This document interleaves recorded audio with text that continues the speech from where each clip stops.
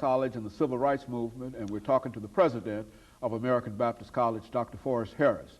And of course, Dr. Harris, during this last 5 or 6 minutes that we have here, let's give you an opportunity to sort of wrap up this show dealing with American Baptist College and the Civil Rights Movement, and to say some of the things that you believe in terms of fundraising and some of those activities that you believe that our audience ought to know, and perhaps bring them into greater support for what you're doing.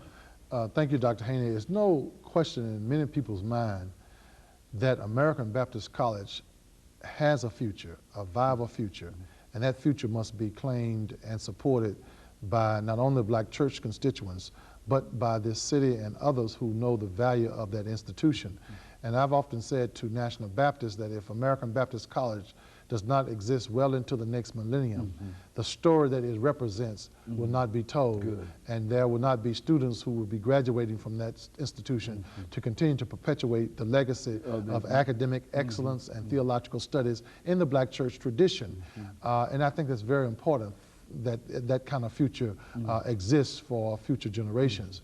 But then in terms of supporting that kind of vision, of course, I'm still director of the Institute at Vanderbilt Divinity School on the Black Church. And one of the things that we're doing, we are finding ways to collaborate the programs of the Keller Mills Stiff Institute and the academic programs at ABC in a way that supports a viable future for the school. But beyond those kind of creative collaborations, we're also working with FHarris University and collaborating some of our academic programs with theirs in terms of teacher certification and biblical studies. But beyond those kind of collaborations, we need for people to support the school in a way that improves its endowment significantly. And the endowment of the school needs to be raised to as much as $20 million before the school can really begin to revitalize itself.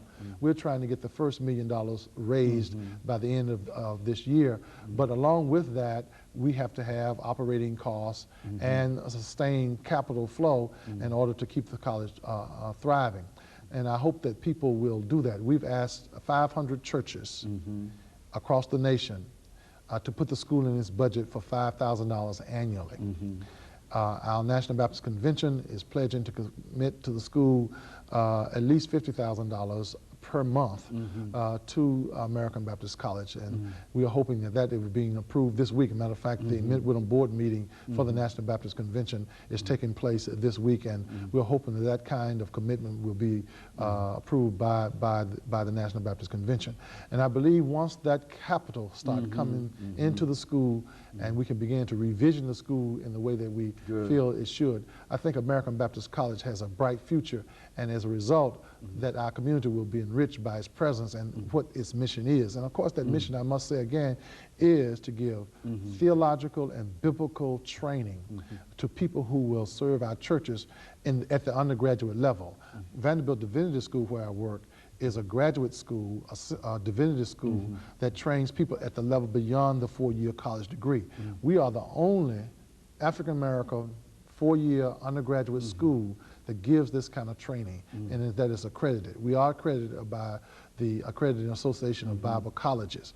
One of the things that we hope to eventually be accredited by is the Southern SAC, Southern Accreditation of Colleges and Schools, and that keeps us outside of the realm of the UNCF. Good. Okay. Like Fisk University is a Southern Associated Accredited School, so the UNCF membership schools reap benefits from the funds that are raised by UNCF. We are not a UNCF school because of our accreditation not being in that community of accreditation, but eventually we hope to apply for that accreditation as well and be a part of that community of black colleges. Do you think in the last couple of minutes that we have, and I want to get this in, do you think that there's enough support among the Baptists in your organization to really sustain American Baptist College? Speak to that. Yeah, there is. Black Baptists, African American persons, period.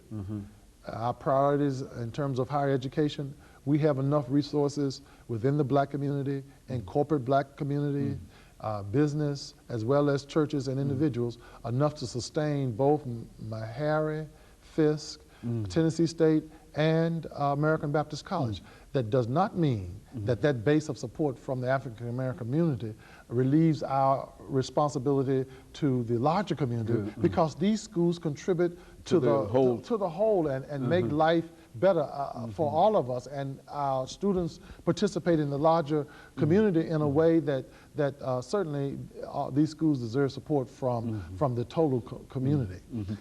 In a real sense, Dr. Harris, and what we find ourselves doing each time that we do a show on American Baptist College is trying to almost justify why folks ought to give to American Baptist College. But you're saying that what the college has already done has demonstrated why it ought to survive. I think so, and it has been through crisis.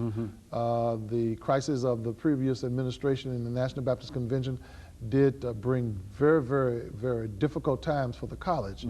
But the college has survived. It survived because it has a purpose. It survived because it has a legacy. It survived because of a heritage of people being committed to the education of people to give leadership to the community. Very good, and of course I think, Dr. Harris, it will also survive because of your persistence and as the president of American Baptist College. So let me thank you for coming and giving us that information about the college and the civil rights movement. And let me encourage our audience to tune in again next week for another informative edition of Comments. Thank you and good morning.